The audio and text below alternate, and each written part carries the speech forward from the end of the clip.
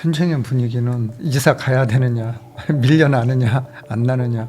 그래서 계약갱신권을 정말 조마조마하게 쓰고 있다. 계약갱신권을 사용한 사람들은 반드시 2년 뒤에는 딴 지역으로, 그 주변 지역에서는 못 살겠죠. 네. 많이 올랐어요. 이제 2년 뒤에는 더 올리겠죠. 네, 그래서 결국은 이제 강남에서 강북으로, 강북에서 수도권으로, 또 뭐 아파트에서 빌라로 이렇게 밀려나는 수밖에 없는 거죠.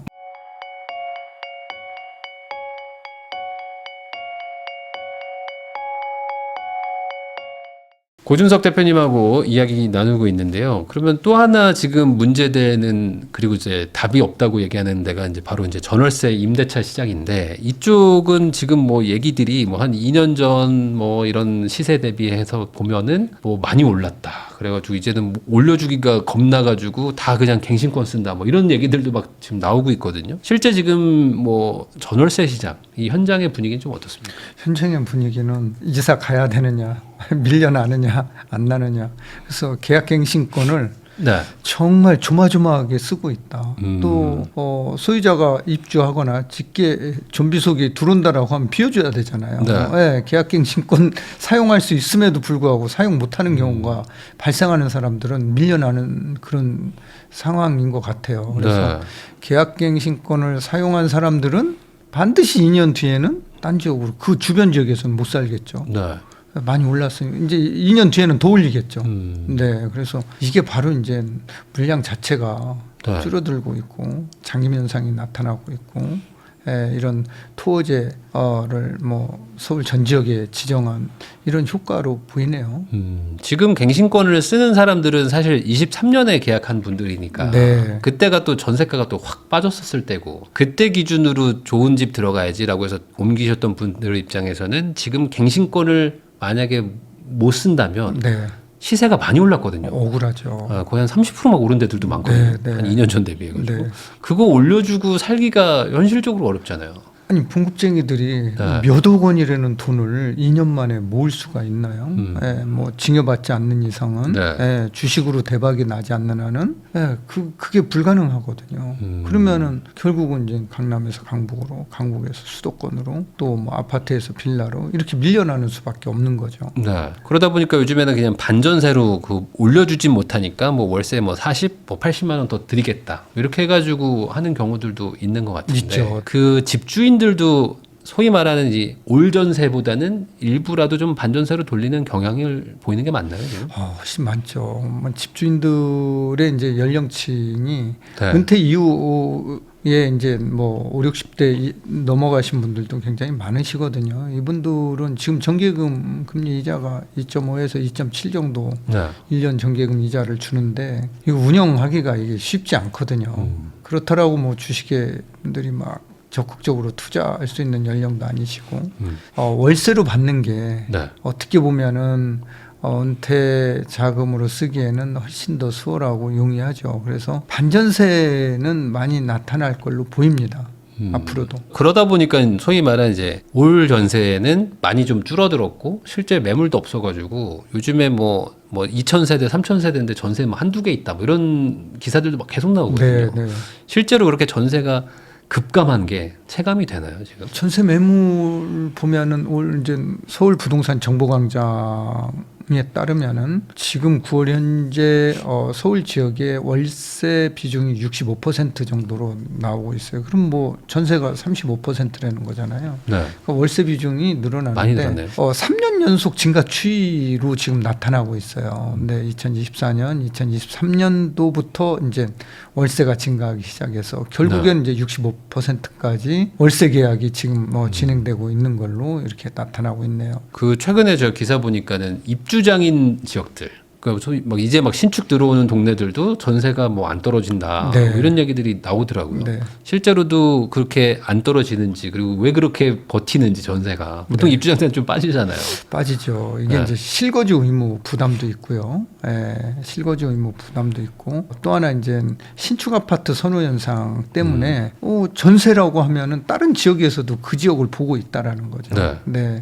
그래서 이제 이런 현상이 맞물리면서 전세 가격은 오히려 입주 장임에도 불구하고 대단지임에도 불구하고 매물도 없을 뿐만 아니라 가격은 오히려 올라가고 있다. 이렇게 보는 거죠. 그 내년에는 서울은 정말 입주량이 완전 급감하는 수준이긴 한데 경기도도 한 반토막 나더라고요. 뭐 네. 평년에 비해서는. 그러면 내년에는 뭐 경기도 쪽에도 소위 말하는 전세난 뭐 이런 것들이 좀 올 확률이 있을까요? 일부 지역에서만 지금 지금 경기도의 미분양 아파트가 12,000세대 정도 되거든요. 네. 그래서 이제 이런 지역은 좀 피해 가야 될 것 같고요.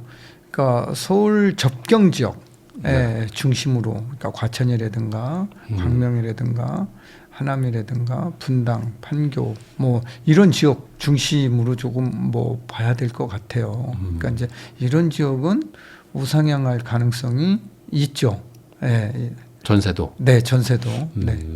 근데 그 말씀하신 그 미분양이 뭐 평택 뭐 이런데 좀 이렇게 특정 지역에 막 몰려 있지 않나요? 평택만 한 4,000호 정도 돼요. 네. 평택. 경기도가 워낙 크잖아요. 네. 그러니까 이제 일부 지역에 이제 모여 있는 지역들은 미분양 물량을 잘 보고 내 집 마련하는 게 좋을 것 같습니다. 네. 그런 지역들은 뭐 당연히 미분양도 많으니까 뭐 전세 상승이 일어나기는 뭐 쉽진 쉽지 않겠지만 않죠. 뭐 오히려 빠질 수도 있고 네, 네.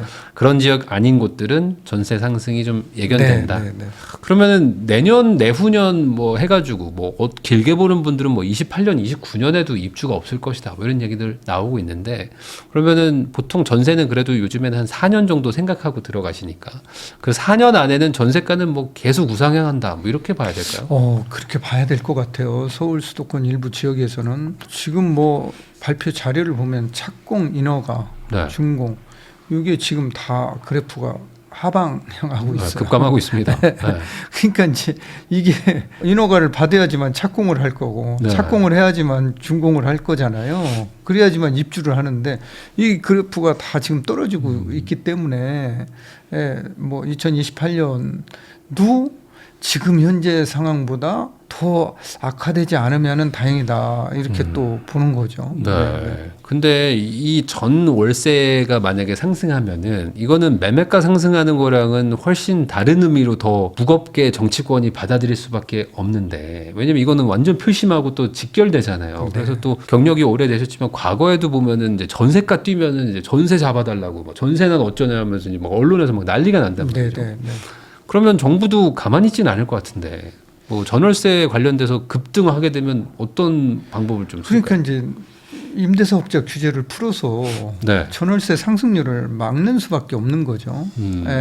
그래서 혜택을 주고 시장에서 순기능 역할을 해라 이런 어떤 네. 규제 완화를 통해서 시장의 순기능 역할을 해주게 해야 되는 거죠. 근데 이제 지금 그게 안 되잖아요. 그러니까 뭐 마음대로 올리는 거죠. 지금 뭐 아파트는 안 되니까 현재는 아파트는 할 수가 없잖아요. 네. 그러니까 지금 뭐 전부 아파트 선호를 하고 있지. 지금 뭐 빌라나 뭐 단독주택 뭐 이런 데로 가는 건 아니잖아요. 근데 또 임대사업자를 하려면 결국에는 임대료를 못 올리니까 8년 못 올리니까 그에 따른 이제 혜택으로 뭐 취득세든 아니면 뭐 양도세든 상당 부분의 감면을 해주니까 그걸 하는 거잖아요. 그렇죠. 근데 그렇게 하면 또 이제 다주택자 혜택 준다, 또 부자 감세다, 뭐 이런 얘기들 때문에 사실 예전에도 하다가 말았거든요. 다 안고 갈 수는 없거든요. 그러니까 어디에 방점을 두느냐가 중요한 문제고, 그러니까 가격 안정에 방점을 준다라고 하면은 일부 다주택자들, 임대사업자들이 시장에서 순기능 역할을 할 수 있도록 규제 완화 혜택을 줄 수밖에 없다라는 거죠. 그렇게 줬을 때의 시장하고 규제했을 때 시장 가격을 살펴볼 필요는 있다. 그럼 통계 자료가 다 있잖아요. 네. 그러니까 뭐 국토부에서도 다 살펴볼 걸로 보여요. 그 내년인가요? 내년이면 이제 그 임대사업자 그때 권장할 때 2018년에 등록했던 분들이 이제 8년 지나가지고 네네네. 내년이면 이제 만기가 되는데 네. 다들 뭐 빨리 팔아버리고 싶다 막 이런 얘기들 많이 하시거든요. 네, 네. 내년도에 이 임대사업자 물량 만기 물량 요것들이 좀 시장에 좀 변수가 될 수도 있을까요? 그게 이제 뭐 산지에 있기 때문에 뭐 네. 강남에만 딱 집중돼 있다라고 하면은 그렇지는 않거든요. 네. 예, 산지에 있기 때문에 그 효과는 크지 않다. 또 미래가치 좋은 지역에 아파트를 가지고 있는 분들은 그거 끝났다라고 해서 뭐 팔까요? 버티기 들어가는 경우도 네, 있고. 네. 그러면 재현장에서 네. 전월세 가격 안정을 위해서 임대사업자 재현장 해주고 혜택 주자라는 거죠. 근데 예. 지금은 안 되잖아요. 현장에. 그러니까 이제 그거를 해주자라는 거죠. 아. 그런 것들을 규제 완화를 통해서 해주게 되면은 또 10년 동안 5%씩 분이 2년에 5%니까 네. 예, 못 올리는 거잖아요. 예, 그러니까 뭐 10년 해야 25% 분이 못 올리는 거잖아요. 네. 그러니까 이런 순기능 역할을 하면 지금 뭐 2년만 해더라도 25%가 뭐예요? 뭐 계속 올라가는데. 엄청 올라.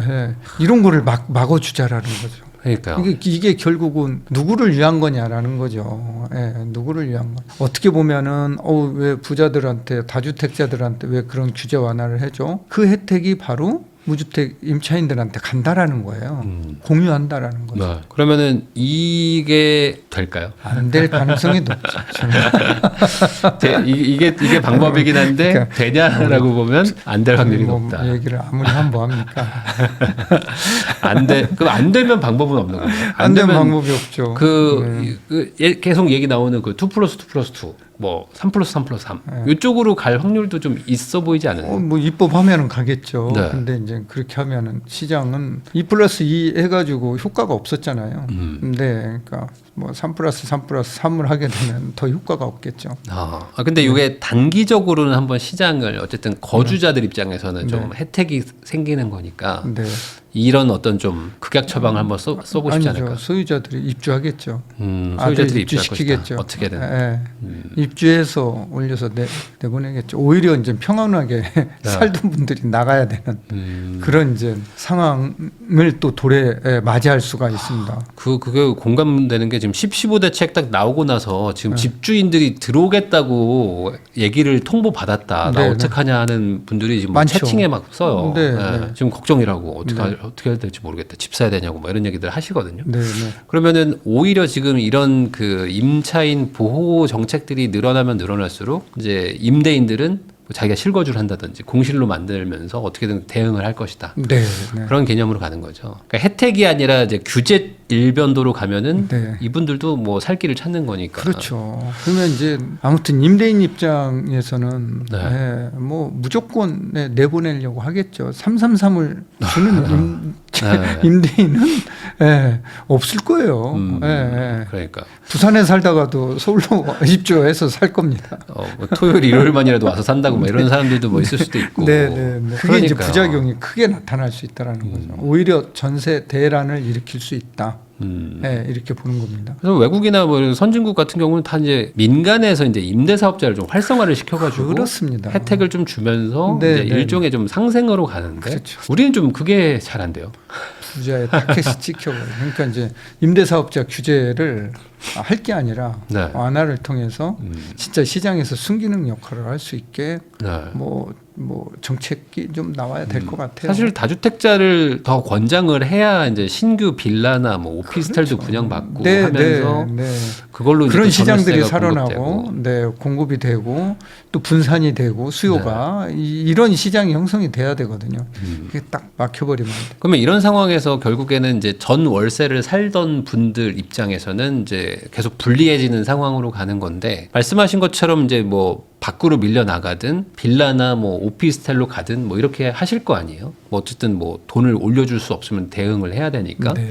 그거 노리고 지금 빌라나 오피스텔 투자가 또 유망하다 이렇게 생각하시는 분들도 있을 것 같거든요. 이 부분은 어떻게 보세요? 일단은 부동산은 환금성이 떨어지는 거에는 자본 수익이 잘 안 생겨요. 그래서 빌라나 오피스텔은 세대수도 작고 네. 또 편의시설도 뭐 거의 없죠. 오피스텔 뭐 일부는 있을 수 있겠지만 네. 또 지금 현재 주거 트렌드 자체가 아파트 커뮤니티로 바뀌고 있어요. 그래서 그런 데는 정말 실거주 목적이 아니라면은 투자 목적으로는 해서 하기는 뭐 쉽지 않아 보입니다. 제가 왜 여쭤봤냐면 지금 빌라나 오피스텔은 어쨌든 임대사업자가 또 되니까 네. 그거 하려고 하시는 분들도 좀 있길래 네. 이건 좀 리스크가 있을까요? 네, 있죠. 계속 임차인을 막 보호하는 정책들이 막 많이 나오니까. 저는 하지 말려고 합니다. 그러니까 주택이라면 그냥 아파트 정도만. 네. 그러면 아파트 다주택을 하는 거는 별로 좋은 방향은 아니겠죠. 다주택 저는 주택 하나만 뭐 2개 정도까지는 네. 뭐 되면은 사도 되는데 네. 그 이상 세 채 네 채 이렇게 가지고 있는 거는 큰 의미 없다. 그러면은 그 말은 오히려 다른 네. 자산으로 좀 분산해서 네. 근데 하는 게 좋겠다. 그럼 이래나 저래나 뭐 전월세 물량은 줄 수밖에 없겠어요. 다주택자들이 줄어드는 거니까. 그렇죠. 네. 그러니까 결국에 정책의 어떤 큰 방향이 좀 바뀌어야지만 뭐 이게 좀 물꼬가 좀 바뀌어야 개선의 된다. 여지가 있다. 흐름이 바뀌어야 될